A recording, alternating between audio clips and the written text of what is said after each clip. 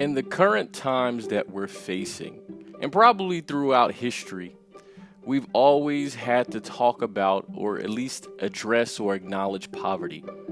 Some people say it's the fault of the poor. They didn't pull their bootstraps up or they weren't educated. And we live in a time where we can call the modernization that exists an elevated chance for everyone to make it, right? And so you've seen the introduction of artificial intelligence, or better known as AI. And with the current situation where we are, not to date ourselves, right? But we're dealing with a global pandemic, one on the level, maybe not of mortality, but on the level of concern of a pandemic 100 years ago. And so the question about the government's role in the protection of the people really matters. And the question about universal basic income comes up, or UBI. And so I thought, if you used artificial intelligence with universal basic income, could you address and fix the issues of poverty, or does poverty always exist?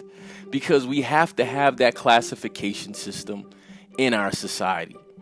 So I decided to talk to my local, so to speak, data scientist who works in AI and has a grasp on what artificial intelligence is doing and can do in the future, as well as an understanding about universal basic income and its scary comparisons to socialism.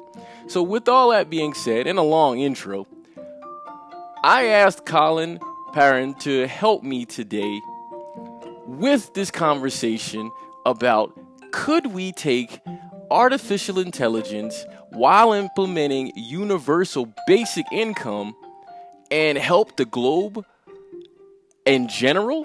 And if we helped the globe in general, could we eliminate poverty? Well, you have to listen to the conversation to know what we came up with. And so with that, let's go.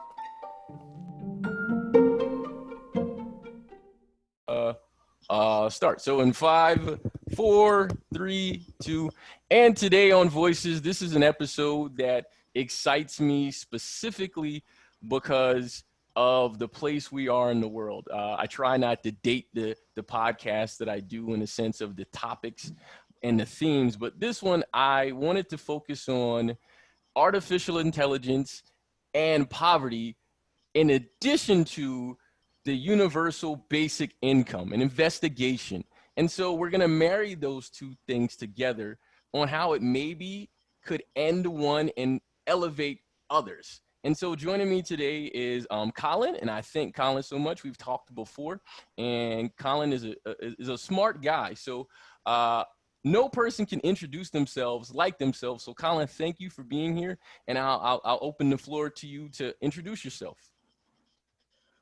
Sure. Again, my name's Collin Paran. I've been in the data space for quite some time, and that's related to AI because you need data in order to feed to artificial intelligence, right? So right now I am a data engineering manager for a publicly traded US company.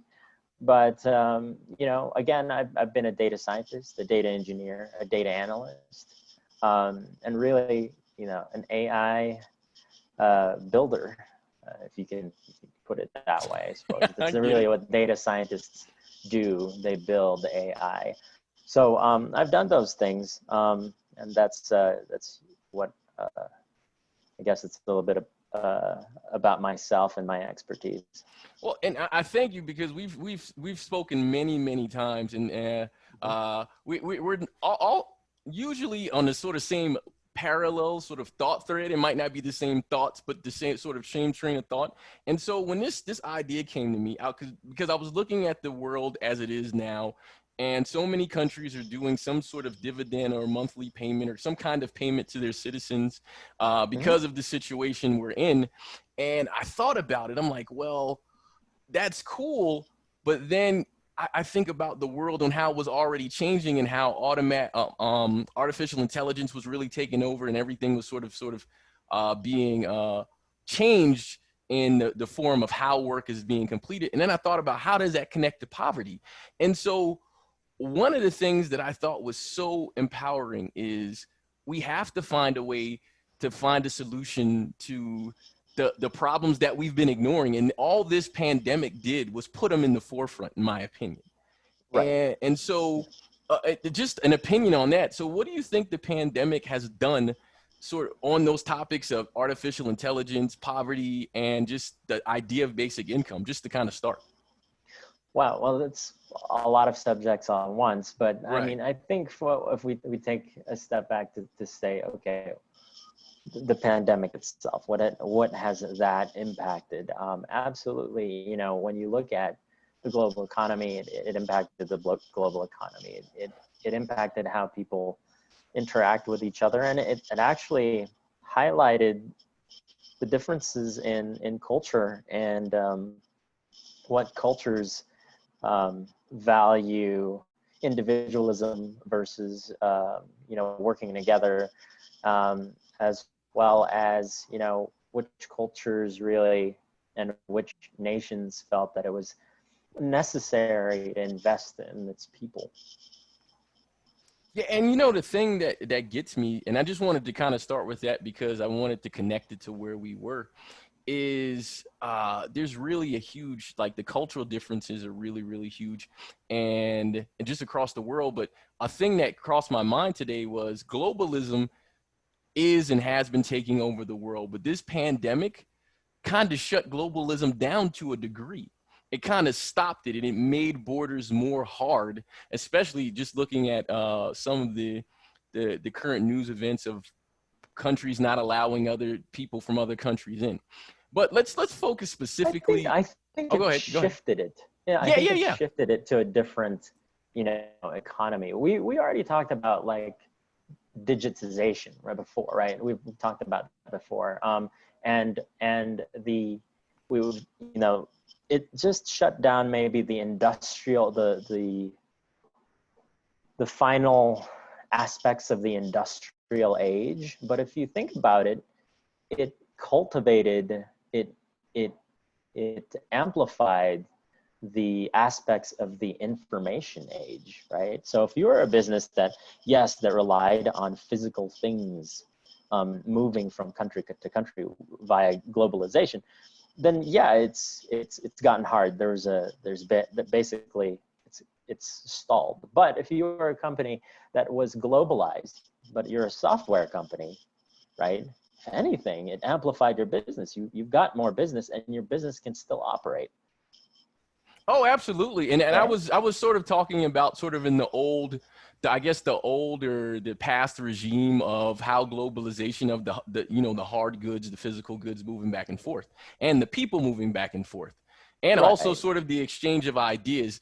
That's not to say it's slowed, but because there isn't that sort of person to person, skin to skin, that's sort of taken away. But I totally agree with what you're saying. So Yeah. uh, with that, just a quick brief thing about AI. So, in your definition, what's AI, and what's the sort of brief history, in your opinion, of what it is to where it is right now? So, you know, and there are going to be a lot of different definitions of what artificial intelligence really is. Um, Ultimately, it's the study of intelligent agents, and when it comes to software, right? And and how it can perceive or sense its environment and adjust itself based on what it perceives in its environment, right? Think of a self-driving car, right? It's using multiple sensors, like its cameras, its radio frequency sensors, and range sensors, right? There, Right, right. and taking those signals and responding to the environment around it. So that to me is AI. But you know, AI can be something even micro, you know, much smaller. from a business standpoint. It can be taking financial data and responding to how you, let's say you're a small business and you have all your data in your point of sale system, and the goal of data is to predict what the cadence of sales are going to be for the next month, so you can plan to buy more or less raw material goods, right? So that is still something that's responding, that is a system, and it could be a software system that's responding to the world around it, right? Right. Specific data sets. So, and so artificial intelligence, it's my understanding, you know, the actual term was coined, I think it was John McCarthy back in the 1950s, right? Dartmouth College, a bunch of math nerds and computer scientists were supposed to get together for a workshop, maybe 8 of them, but not all of them might have shown up. And these guys specialize in intelligent machines, right?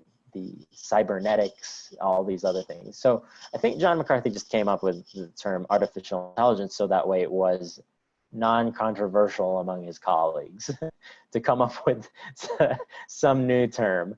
But what's taken off about it is, you know, some specific businesses have found a lot of success with it. And when that happens, and it happens over and over again, businesses tend to kind of hold on to it. They say, wow, that's the new secret sauce.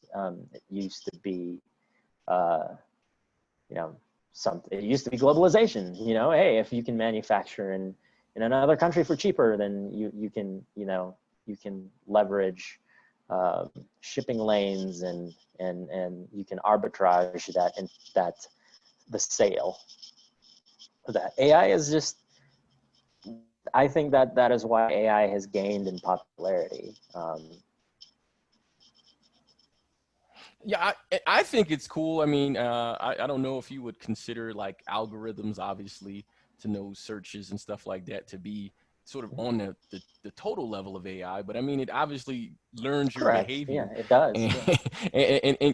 and goes from there, right? So that's why Yeah. if you sort of have a specific ideology and you go to a Google search, Google is putting what you want to see in front of you. Right. Correct. Yeah. and the same applies for social media. And so you made a mention about businesses a little bit here and a little bit in the past.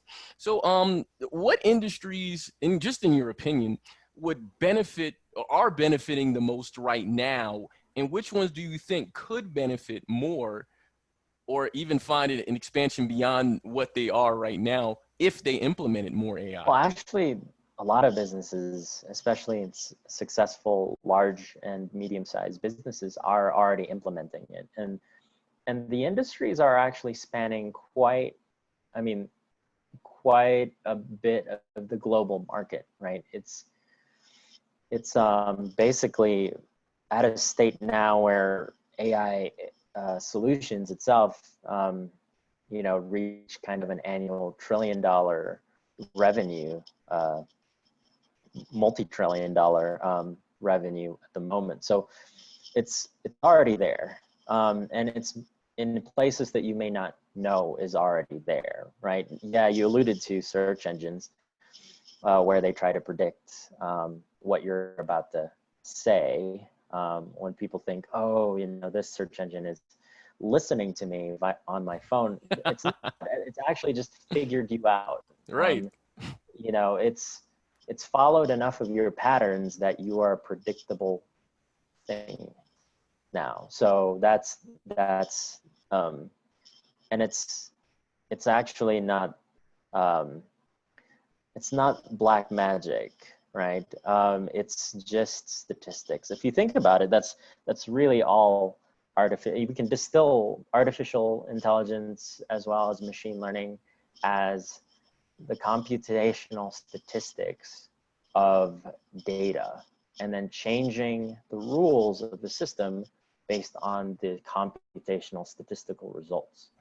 You know, a funny thing that I saw, and not to cut you off, but Mhm. I saw an article yesterday. Maybe my phone was listening to me too, because I was talking to someone and I said something about math because I've always liked math, and I said my favorite math is statistics. And then probably a couple of hours later, I saw an article, which I didn't see it as creepy or anything like that, because it probably was something I was looking at anyways. But it saw Yeah, that people were saying that statistics should be a requirement for school instead of algebra or other maths, which I yeah. actually am I've read inclined that to article. agree. Yeah. I'm inclined to agree with that because people don't understand statistics at all. They just kind of say things and they think people are shooting from the hip. And this is actually why, in my opinion, people have struggles with businesses and they have struggles in general sort of academia because they miss statistics. So what do you think about it? Yeah, and I have so many opinions about this. I could go on for days. Yeah, I think I've read that article before, and I think that statistics should be the core mathematics that we teach first, because it's basic mathematics, right? It Um, really is. right. Yeah, it's not even algebra. I mean, it's counting things and looking at trends. And yeah, unfortunately, there's a horrible book called How to Lie with Statistics, and I disagree with the author, because I don't think it is actually statistics. It's how to lie with graphs, right? Right. Oh my How God, to yes. how to lie with numbers, and that's not really that's nothing new. Um, it's almost like, hey, well, let me write a book about how to lie with words. Is that, now does that sound crazy to you? Like, well, yes, people lie with words. I mean, yeah, it's just people can lie with any communication method, right? If you zoom in close enough to a graph, you're not really doing statistics. You're graphing, and if you don't recognize that it's just a graph that doesn't account for multiple things, then yeah, it's not statistics. It's just graphing. Right. And but another thing is, I know I've seen a saying or something like that where if people say you can make statistics say anything. Well, you can make statistics say anything if you know how to control them. Right. You know, Exactly. because it's the bias in the data. So that was going to be another question I had, is that how do you handle, or what is the general idea of handling a bias in data, uh, because that affects the AI? Because while it's a computer and it's a program, I don't do you think it has bias, or does it have bias based on the data it's accumulated? Yeah, absolutely. The data you collect will bias the artificial intelligence or the machine learning, right? So that just means you either need to collect more diverse data, um, or more data, because ultimately that's what you need. From a statistics standpoint, there are ways to mitigate, to measure when data is random, um, and when data is good enough to move forward with. So there are tools in statistics to do that as well. Right. So And there are tools in machine learning pardon me, no, in go ahead. AI to to also do that same thing. And so you made a mention about and I asked about the businesses that are using it right now, and you said there's primarily, I mean, obviously other businesses use it, but there's primarily big businesses.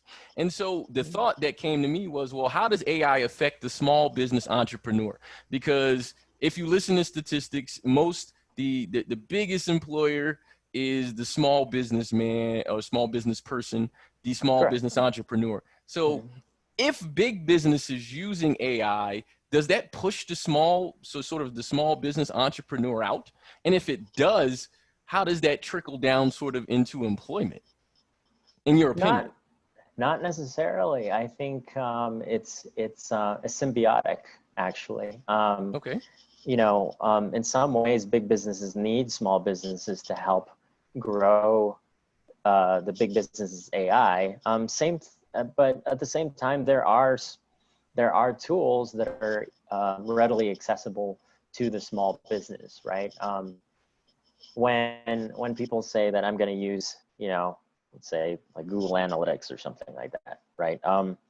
There are AI tools that are already running in the background to help you optimize your small business via your marketing campaigns, right? Because if you think about it, some of those big businesses want you, the small business, Google wants you to spend ad money on them, right? So if they can make it worth your while, they may be calculating how to make it worth your while.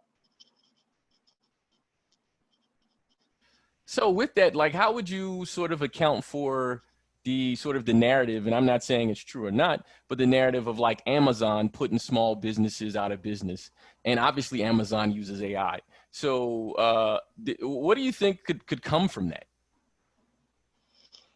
Well, I mean, I don't believe it's like a singular point, just a singular point. Businesses, the business ecosystem's constantly shifting. There's always going to be new competitors in the market, and there are always going to be better competitors that push other competitors out, right? Even, large corporations have fallen from small businesses that then turn into large corporations. And yes, they can push other businesses out, but that's just the nature of business in general. That goes way back before AI or any of those other tools. Well, and I think that's a really good point, because it just, I think a lot of times things are highlighted that may only be highlighted because the spotlight is on it, but they miss all of sort of the surrounding things. And so I started with all of that, the AI and those things specifically, because I wanted to move to the community and the local business. Now, obviously, we mentioned how the pandemic has caused governments to make payments to people. And so it led me to think about, well, a lot of news stories are saying, well, why don't these countries start using universal basic income, right? I wrote a short article about that on LinkedIn, which just, it was just sort of musings, right? But my question is that how can we actually implement a universal basic income in a progressive way that continues to keep people motivated? Because there's this general sense that having a universal basic income will stifle motivation and innovation, which I wholeheartedly disagree with. Right. Yeah, I'm in agreement with you on that one. And there's been experiments like this before, right? Like if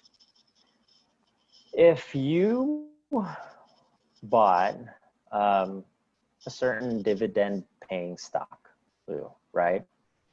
So it's paying you a dividend. You stop working. Oh, me, no. Oh, okay. So why would that be different than for anyone else? Do you think that your neighbor's a little lazier than you? Now, for me, I'm going to say no, but I think the general consensus, and you alluded to it earlier, is there's a degree of selfishness of thinking that, and I would even say arrogance, that we're better than the other person, that no one works harder than me, which that's perspective, but I totally get where you're going on that. Right. Yeah, exactly. There's been multiple experiments about this, when people are said, are told, what if I gave you X amount of money, to pay maybe just your rent, right? Nothing else, you still have to go do something for food. And if you really want to do, you want to live more lavishly than that, then you're going to have to, you're going to have to work. Right. Well, they stop working. Like that's, have people, now that some of these governments, basically use their economic safety net, have people stop working? No, and I think it's because Okay, people naturally, it's human, in my opinion, it's human nature to work. This is why my mom has mentioned this before because my mom is getting close to retirement. And for the longest, she was like, oh, I can't wait to retire. I can't wait to retire. And then I said, have you looked at the people who have focused on retirement and then they retired and they're bored out of their minds and they go back to work? It's not human nature to do nothing. It's not. Right. Yeah. Yeah. Yeah, absolutely. There's a sense of purpose when you put in work, and even if it's and usually when you retire, you get to pick what that work is, which is kind of nice, right? But you're still probably going to work, and a lot of people assume like that's the light at the end of the tunnel. Just aim at that retirement light, and then once you retire you can do anything you want. But if you decided to just work where you want to work, right, choose the field that you're really passionate about and just start working there, you'll realize that you probably don't want to quit. Right. So even if you have the retirement paycheck coming in. And so in that case, for me, for example, when people have asked me about retirement, I said I have zero plan to retire because my mind is always going, why would I imagine myself stop working? But I understand that I am different and everyone's different than everyone, but I feel I'm generally different from the consensus. But the biggest issue that I think people tend to have is with the universal basic income is that it will be provided by the government. And if it's provided by the government, which obviously gets its money from taxes, then isn't that socialism or communism? And that's the part that just, I shake my head, I scratch my head a little bit because the government is, I agree with certain points that the government is very inefficient at handling money. They're very, very inefficient at it. And so how do you combat that of, okay, there's a justification for giving a universal basic income, but the government's going to give it to you. So at that point, where do you go? Well, there's two layers to that, right? So layer number one is the assumption that there are only the extremes, right? There is only socialism. There is only democracy. There is only, pure capitalism. That in my mind is a false narrative. And I think a lot of people like to buy into that narrative because it's simple, right? It's so simple and it's too complex to think that, hey, wait, there's a group of capitalists out there called conscious capitalism, that think about how, how capitalism impacts social good, right? So I believe there are things such as hybrids out there. Right. So that's kind of layer number one. So I think I want to kind of dispel that thought that there's, if you can't pick one, then it's got to be the other, right? Like that doesn't exist in my mind, not in reality. If it's not white, then it must be black. But then there's there's a ton of different colors, not just colors in the in the rainbow, but like there are gradients, right? Like they're in between colors, even within that gradient. So I don't believe that it's mutually exclusive, that it's one or the other. Now, on the topic of the government, they get money through taxes, right? And we know what they do. They spend, right? That's actually a pretty predictable thing to know. And knowing that they get money through taxes and they're going to spend it anyway, why don't we have it spend back to the people? Right? So instead of, that doesn't make sense to me. We've invested, we're shareholders in this government, right? You purchase a stock that happens to pay you back a dividend. You happen to pay into taxes that happens to pay you back. I mean, it doesn't seem that vastly, different to me. No, it doesn't. And the thing is, but with both you and I being veterans, one of the ideas that came to my mind, because in the write-up I wrote, I didn't think about the military at the time. My idea was, why don't if people are opposed to the government giving the money, right? So what they should do, in my opinion, and again, it's the feasibility and you have to crunch numbers, but if a business willingly said, okay, well, we will provide XYZ for our employees as a part of a benefits package, and then you don't tax us for doing that for the people, then then doesn't that fit the whole sort of free market thing? So and then I thought the military. So when I was in the military, the military paid for my housing, right? Or they gave you an amount of money where you had the choice where you can stay on installation or you can live where you wanted to. And so in my opinion, I'm like, okay, they can build housing and they say, hey, you can live here and we'll give you the money to pay this, or you don't pay for this at all. Or if you want to live somewhere nice, or not nice, but somewhere else to your preference, to your choosing, then you take this money and then you apply it and plus your salary and you go wherever, right? And so I feel like that could make sense because then it would work. But then I think people are going to just say, oh, it's handouts. But it's not a handout because you worked for it, because the business has a profit motive. And if the business is making money, then in turn they can pay. Right. So that was my idea. Yeah. So now kind of would reinforces the idea of there's such a thing as hybrids, right? There are hybrid models where, yeah, you're right. Maybe it's not the government that's doing the payout. Maybe it's something else, but still it still reinforces the point that there's no such thing as a purist kind of solution. And it doesn't have to be a purist solution. And I agree. And so with that, I think about this, right? So because having a universal basic income, people work at jobs they work at because they want to have somewhere to live. But if I didn't have to worry about where I lived, then I think my work would be different. And so I feel like that's something that's worth investigating at the minimum.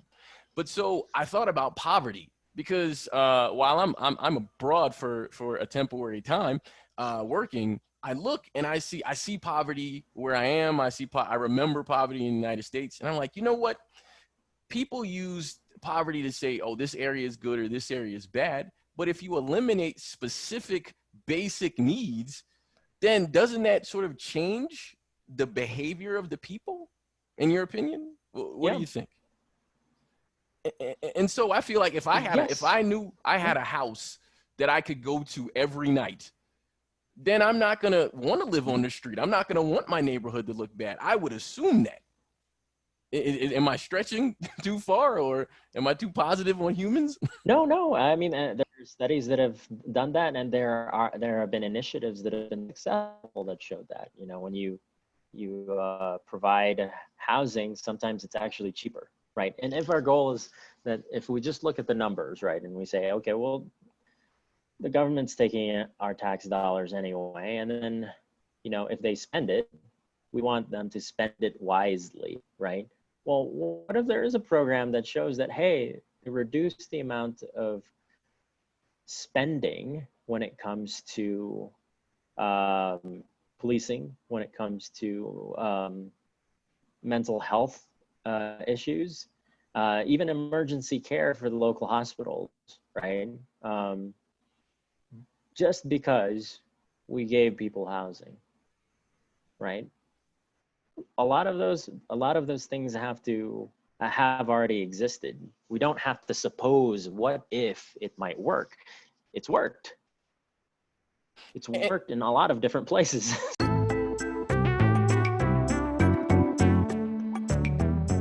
Okay, so that's the end of part 1.